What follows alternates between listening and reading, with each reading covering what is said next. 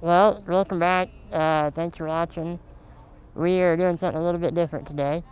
We are in Washington, D.C. As you can see, the USDA building is behind me. Spent all day today walking around, looking at all the monuments. It's been quite a long time since I've been out here to be able to do that. Had a pretty unique opportunity come up. One of my friends works at the White House and had invited me to the White House's Great American Agriculture celebration tomorrow. So we are traveling to the White House tomorrow for an event on the South Lawn.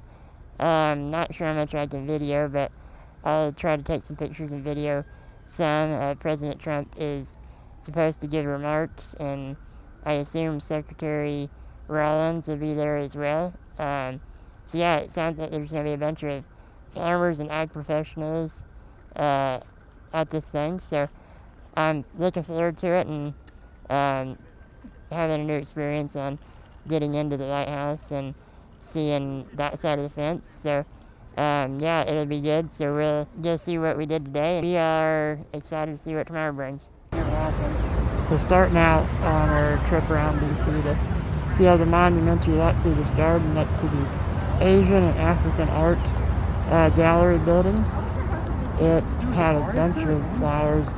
Magnolia trees were blooming. It's right behind the Smithsonian Castle.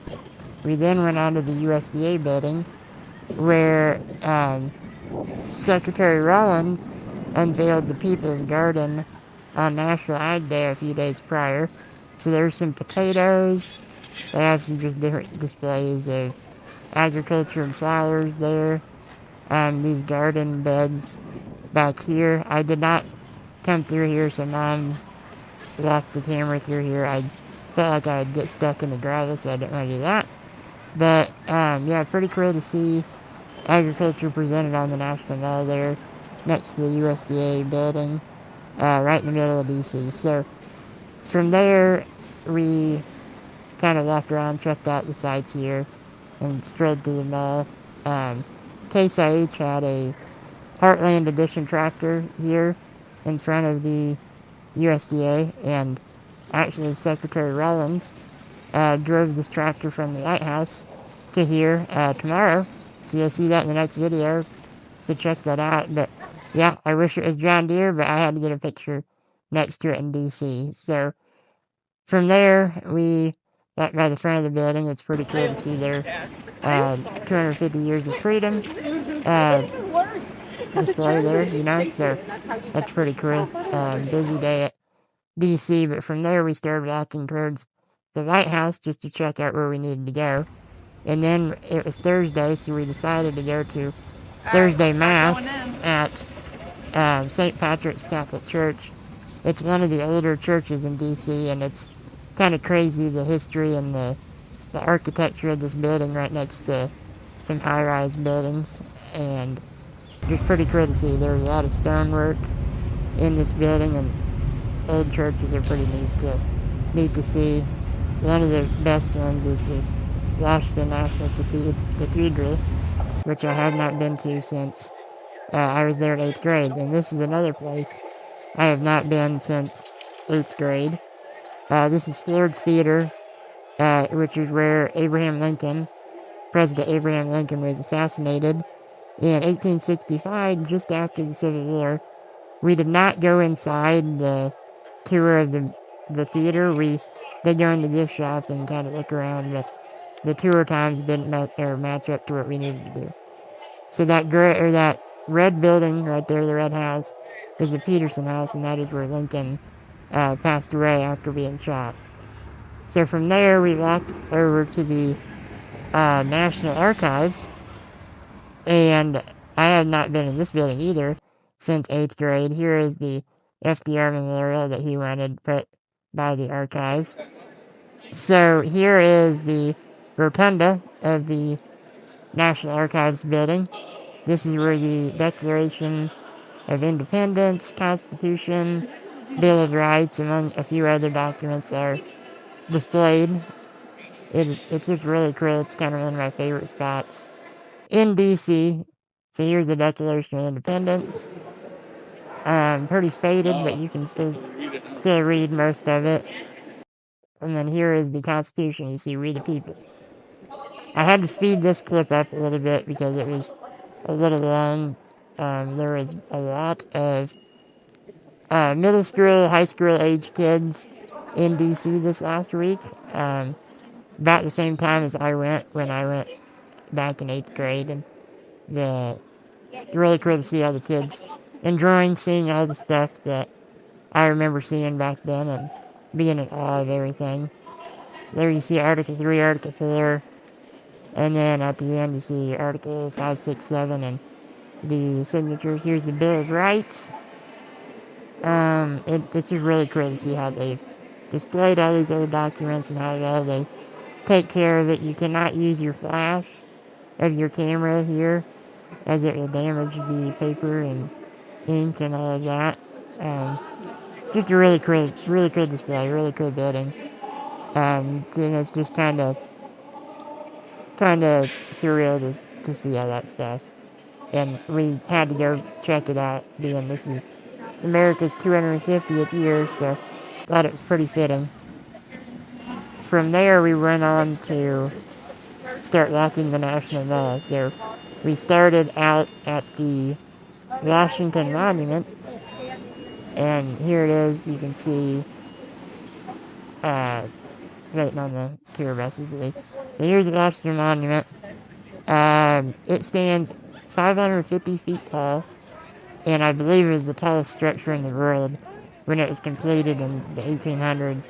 Sometime, I can't remember exactly the date it was completed, but it took years to finish. You can see about a third of the way up, the brick color changes, and that's because they had to pause construction. I can't remember for the exact reason, but I believe maybe a war or shortage of material. So that's why the brick changed. But I have never been up in it. We always wanted to, but we couldn't get tickets this day. From then, we went on to the World War II Memorial. It's right next to the Washington, headed towards Lincoln. And it's just really cool to see all the different scenes that they have right here, made out of tin or copper. Working on airplanes, getting ready to jump out of airplanes, anti-aircraft guns, just different scenes from the war. But this memorial honors over 16 million Americans who served in World War II. And it's one of them places that it's just really cool. I've never been there when the fountain right there is full and going. I wish I could see it really in the summertime. There's the Atlantic side, and each of those columns has a state or a territory that it represents.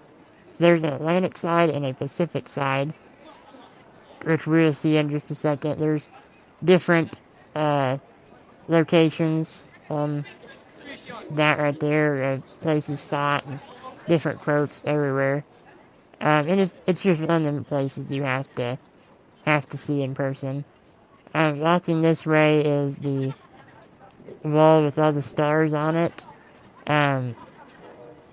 Each one of these stars here, we'll see in just a second. I'm reading here. I can't remember off the top of my head what it says, but the price of freedom. So each one of these stars represents 100 Americans who died in combat. So you can just see how many, actually perished, which is very touching. Now we're headed towards the Pacific side of the monument. That's looking towards the Washington, and then there's the Pacific side. We are going to go see where the Indiana sign is, and There's a fellow Boilermaker. Boiler up. Boiler up. And here we go, New Jersey, Connecticut, Maryland, New Hampshire.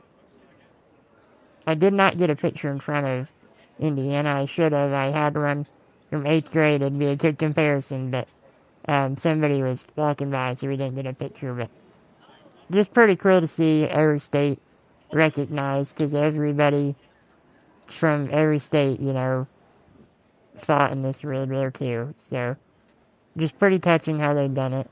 So here's the reflection pool looking towards the Lincoln Monument, and it's pretty far. So it is, I'd say a half mile or longer. This is the Vietnam Memorial. It's a very touching place. We did not walk by it as there was a ceremony going on, but here we are going up into the Lincoln. The Lincoln Memorial is one of the most iconic spots in DC, and it's kind of one of my favorites, as you'll see in a second why. It's where Martin Luther King Jr. gave his "I Have a Dream" speech. It's where Forrest Gump gave his speech that nobody knows what he said, and then ran through the reflecting pool to Jenny. But it's just very cool to be up here and see, and how they've recognized it. Now you can see there's scaffolding, and this ramp is not usually there. There's an elevator for me to get up in here, but they are doing renovations and expansions to the museum underneath, so that's why that scaffolding is there. But there's Mr. Lincoln up there. His quote above him, I can't read what it says, but pretty cool to see. Then over there on that wall is his Emancipation Proclamation speech, so that's pretty cool to see. And I'm excited to be able to go back sometime and see what they've done to update the museum below, because it was not very big before, but I believe they're really expanding it across the whole basement of this monument. So here's the reason this is my favorite spot to go see. One, just seeing Mr. Lincoln there and his statue, but this view right here is very cool. If you haven't ever been to DC, it's just surreal to stand right here and look from there all the way to the Capitol. That's about 2.5 miles from there to the Capitol. So from after the Lincoln, we went on to the Korean War Memorial. This one's pretty cool. When we were there in 8th grade, we did a nighttime tour. And this is very cool to see. Kind of very touching to see, as the statues are all backlit and lit up. There is a fountain where that flagpole is, but it is under construction, and they were doing some different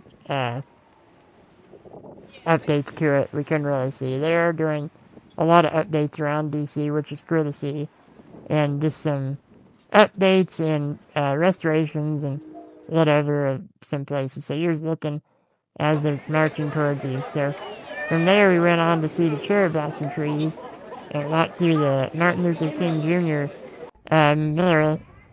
So the Martin Luther King Jr. Memorial is built around the idea of the Stone of Hope from his speeches. So that's the Stone of Hope, and you'll see on the backside in just a minute. But yeah, it's very pretty right now.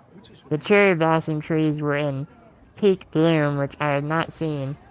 So there you can see some of his speeches and quotes are on the back walls. Just kind of cool to see. Very good place to go for a walk. So there he is on the Stone of Hope.